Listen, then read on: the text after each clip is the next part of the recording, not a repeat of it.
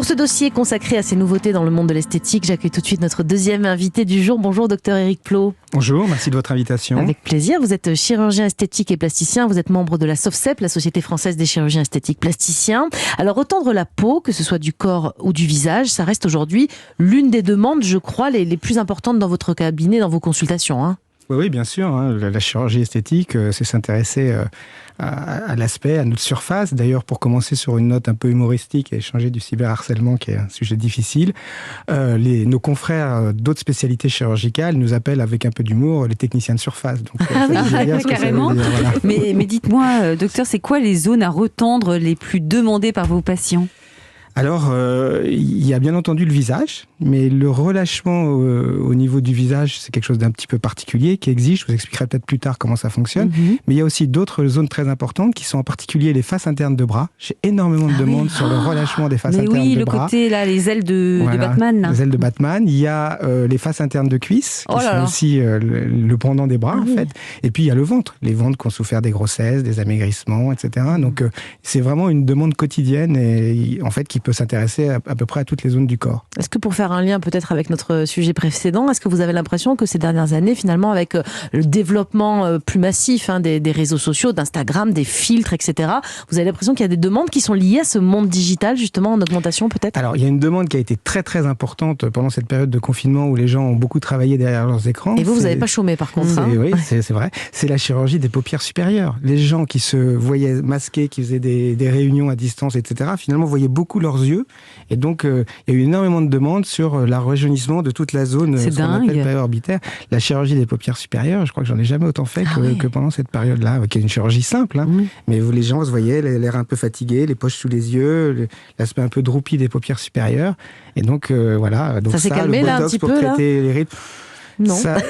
Écoutez, je ne sais pas si ça s'est calmé. C'est un peu différent, mais je crois que les gens sont beaucoup confrontés à leur aspect physique, à travers les réseaux sociaux aussi. C'est ce que vous disiez tout à l'heure sur l'image, le rôle des influenceurs, dont on pourrait parler des heures et des heures. C'est vrai que tout ça fait qu'aujourd'hui, l'image de soi, c'est très important. Et l'image qu'on donne de soi, c'est ça qui est très important. Surtout. Alors pourtant, on n'est pas tous égaux face au vieillissement de la peau. On peut voir des dames, par exemple, de 80 ans, parfois sans aucune ride, et d'autres à 46. Pourquoi j'ai mis 46 ? C'est mon âge. 46 exprès. Déjà bien fripé. Il y a un facteur génétique qui rentre en compte ou pas ? Alors, le vieillissement, c'est un phénomène très complexe. Et là, on va sortir un peu de la chirurgie esthétique, on va parler un peu de médecine anti-âge. En fait, il ne faut pas penser que la génétique, c'est si important que ça.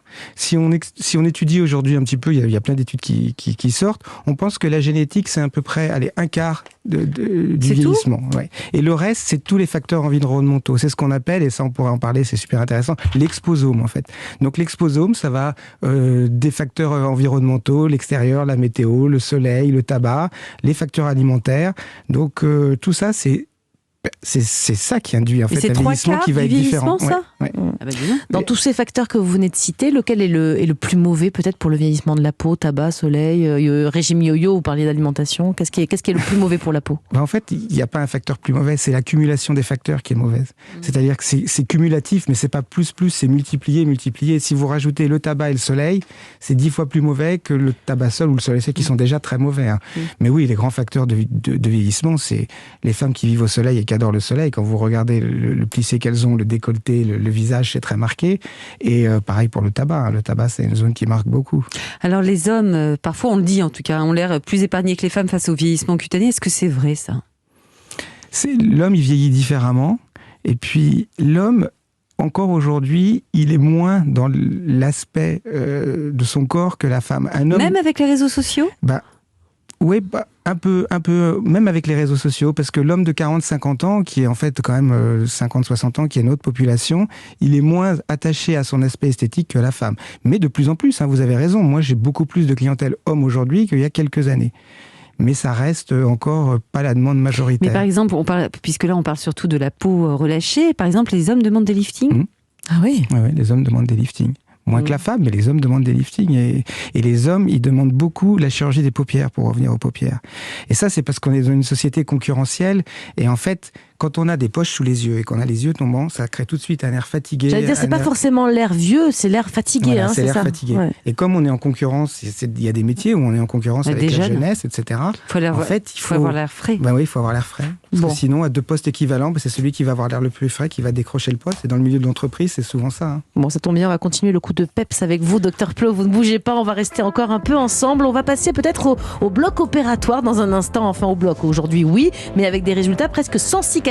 C'est notre promesse du jour. Retendre la peau du visage ou du corps pour se donner un coup de jeune ou de peps, donc, c'est possible, notamment avec une technique assez récente basée sur la chaleur et l'hélium. Ça vous intrigue, j'en suis certaine. Et bien, pour en savoir plus, une seule chose à faire, restez avec nous sur Europe 1. 11h30 sur Europe 1, bien fait pour vous. Mélanie Gomez et Julia Vignali. Vous êtes sur Europe 1 et c'est bien fait pour vous en direct jusqu'à 12h30. C'est votre émission Bien-être tous les matins. Et aujourd'hui, nous faisons une mise au point sur les dernières méthodes esthétiques qui permettent de nous donner un coup de jeune, de retendre notre peau, que ce soit au niveau du visage comme celui du corps d'ailleurs. Et cette cure de jouvence, on l'a fait ce matin avec le docteur Éric Plot. Je rappelle que vous êtes chirurgien esthétique et plasticien et vous êtes membre de la SOFCEP, la Société française des chirurgiens esthétiques et plasticiens. Alors, pour traiter le relâchement sans chirurgie, il existe la technique de radiofréquence. Ça consiste en quoi? Est-ce que vous pouvez nous expliquer? Alors, ce dont vous parlez, c'est la combinaison d'une radiofréquence et du gaz hélium. Donc, c'est pas une technique de radiofréquence. En fait, la radiofréquence ne sert que pour chauffer le gaz. Et c'est l'action de cette radiofréquence sur le gaz hélium qui va créer ce qu'on appelle un état plasmatique et en fait qui va créer un stress thermique. Et ce stress thermique va entraîner une contraction des fibres de collagène. Et ça marche, ça? On va y venir sur la technique avec l'hélium, mais juste un mot quand même sur la radiofréquence seule, parce que c'est proposé parfois dans des instituts, soi-disant, pour retendre la peau. On ne peut pas en attendre beaucoup de résultats, je crois. Alors, la radiofréquence seule, si vous faites une radiofréquence externe, c'est-à-dire sans franchir la barrière de la peau, juste en appliquant de la chaleur au niveau de la peau, vous allez créer une rétraction, mais c'est une rétraction qui va être modérée, pour la simple raison que pour que la rétraction fonctionne, il faut, ce que je disais tout à l'heure, créer un stress thermique. C'est-à-dire qu'il faut une élévation très importante de température sur un temps très court. Et ça, je ne peux pas vous mettre une machine qui va chauffer votre peau à 80 degrés sur un temps très court, parce que sinon, vous ressortez brûlé de mon cabinet. Oui. Donc, ça n'existe pas, en fait, puisque la peau, c'est une barrière infranchissable.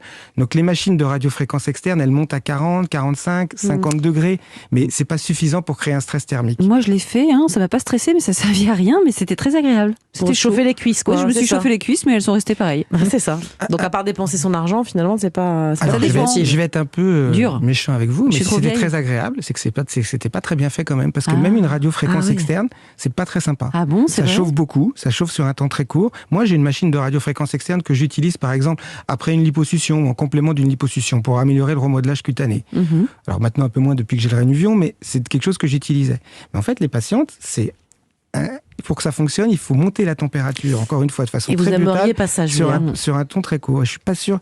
Les patientes, on les hydrate, on les prévient, on est à côté d'elles. Il y a des patientes qui supportent, il y en a qui supportent moins bien. Voilà. Donc, la radiofréquence externe, pour que ça marche, encore une fois, il faut vraiment chauffer très vite sur un temps court. Si vous chauffez progressivement, la fibre de collagène, elle vous regarde en souriant. C'est ce qu'elle m'a fait.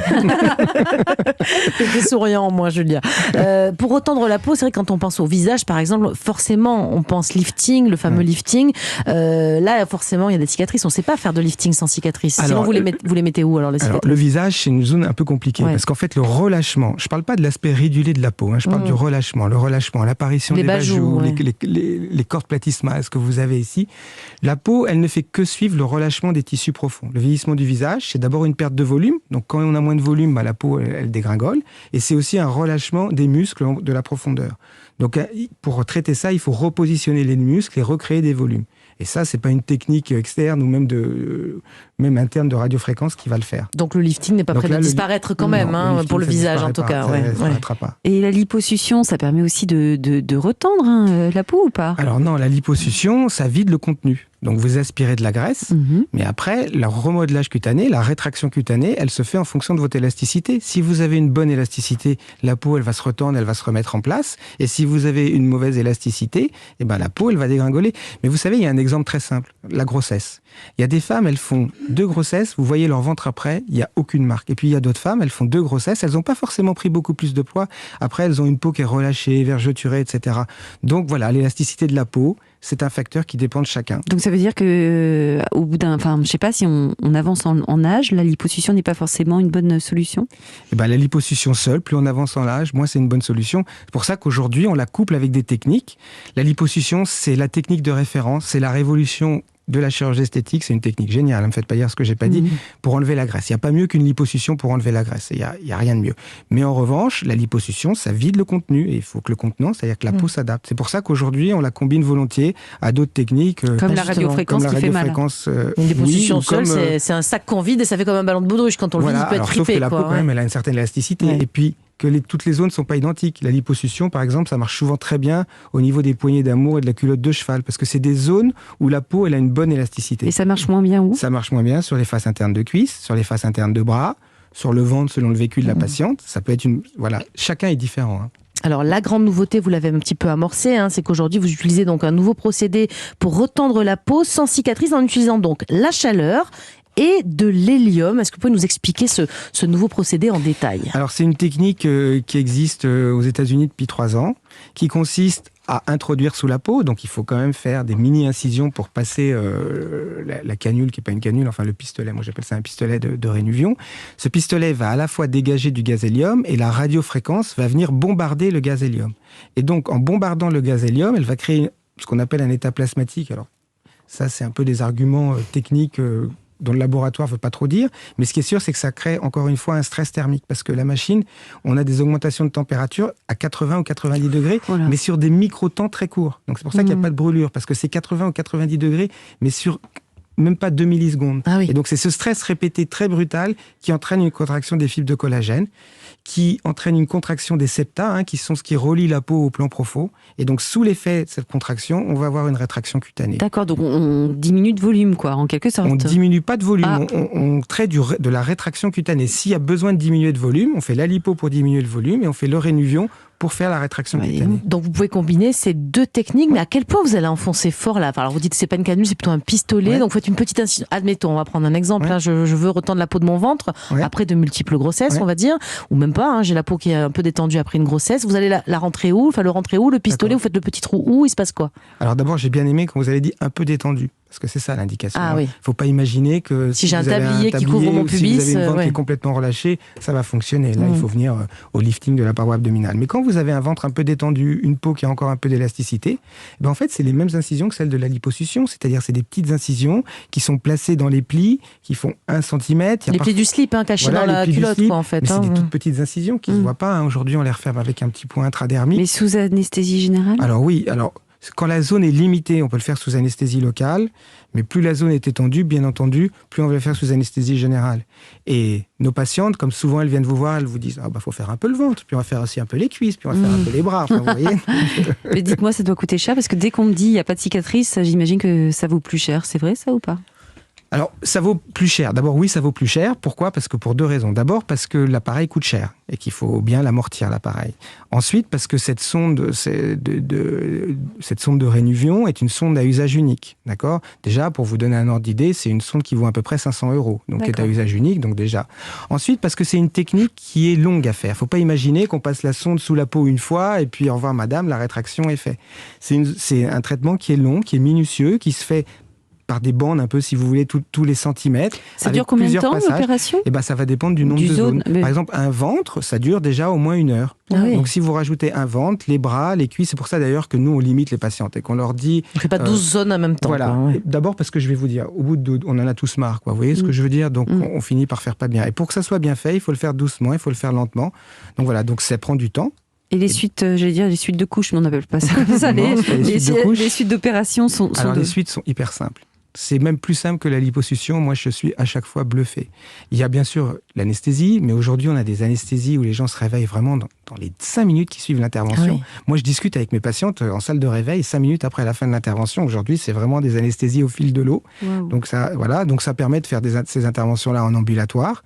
Et ensuite, les suites sont simples. Les gens, ils vont avoir une petite sensation de crépitation. Vous savez, un peu comme si vous aviez du gaz sous la peau. Parce qu'on en élimine une partie, mais comme l'hélium, c'est un gaz très fluide et qui monte un petit peu pendant 24-48 heures. Les douleurs, il n'y en a pas. On doit porter une gaine un peu après quand même. Gaine, bien sûr. C'est un peu le même principe que la liposuction. Et la durée dans le temps, je veux dire, c'est ad vitam aeternam ? Si vous remangez comme 4, à mon avis, non. C'est surtout, alors vous mangez, ça va vous faire prendre de la graisse, mais c'est surtout que moi je connais aucun processus qui bloque le vieillissement. Je vais vous ramener quelques années en arrière, je vais retendre votre ventre, mais le processus de vieillissement, il va reprendre. On peut faire du sport, il faut faire du sport après mais bien ce genre... sûr, mais ça c'est fondamental. Aujourd'hui, la prise en charge d'un patient, c'est bien sûr l'acte de chirurgie esthétique, mais c'est aussi ce que j'appelle les règles hygiéno-diététiques. Le sport, l'alimentation, la limitation des facteurs de risque que j'appelais tout à l'heure les exposomes, d'où l'idée de faire une prise en charge un peu plus globale avec des gens, avec aussi de la médecine anti-âge, etc. Parce que tout ça, c'est des facteurs qui améliorent. Vous nous avez dit que donc les résultats, les suites étaient simples, mais les résultats, on les a tout de suite. C'est-à-dire, je vais rentrer chez moi, je vais faire de nouveau un petit 36 avec la peau bien tendue. Non, combien de temps il faut ? J'adorerais, mais non. Ouais, ce serait super. Mais non, forcément, il y a une infiltration, donc il y a un petit peu d'œdème, etc. Donc le Penti, vous allez le porter 3 semaines, 1 mois. Au bout de 3 semaines, 1 mois, vous allez déjà... Enfin, moi, je revois souvent mes patientes vers le 10e jour, elles sont déjà parfois bluffées du résultat. Alors, bon, après, il y a le fait que les patientes, elles sont dans un dynamisme positif. Mais au bout d'1 mois, on a déjà un résultat. Mais la rétraction cutanée, il faut 6 mois. Il faut 6 mois pour se dire, voilà, le résultat que j'ai, c'est le résultat final.